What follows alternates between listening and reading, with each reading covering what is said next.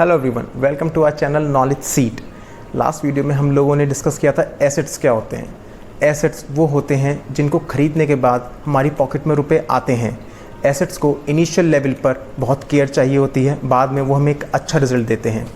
आज इस वीडियो में हम लोग देखते हैं कि मैकडॉनल्ड्स के ओनर ने क्या स्ट्रैटेजी अपनाई कि वो इतने रिच बने। तो चलिए शुरुआत करते हैं।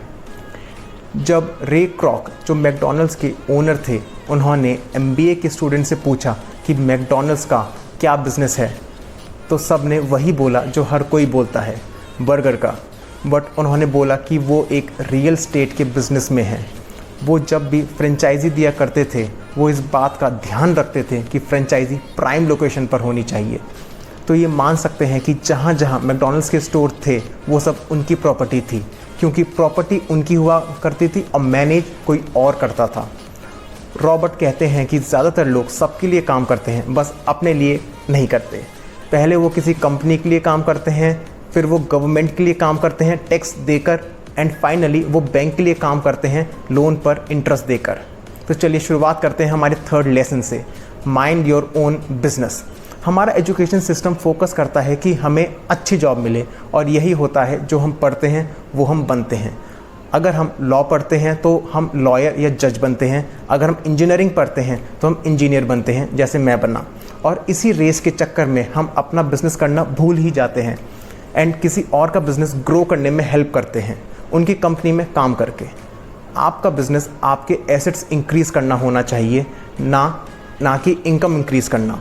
रॉबर्ट जॉब छोड़ने की बात नहीं करते, बस at the same time assets खरीदने की बात करते हैं।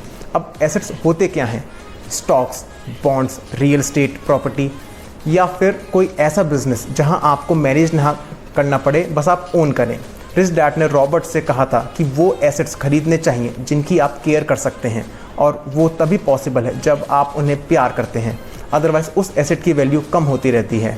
एंड जैसे जैसे उन एसेट से इनकम जनरेट होनी स्टार्ट हो जाए, आप लग्जरी खरीद सकते हैं। रॉबर्ट लग्जरी खरीदने के अगेंस्ट नहीं थे। अब चलते हैं लेसन नंबर 4 की तरफ।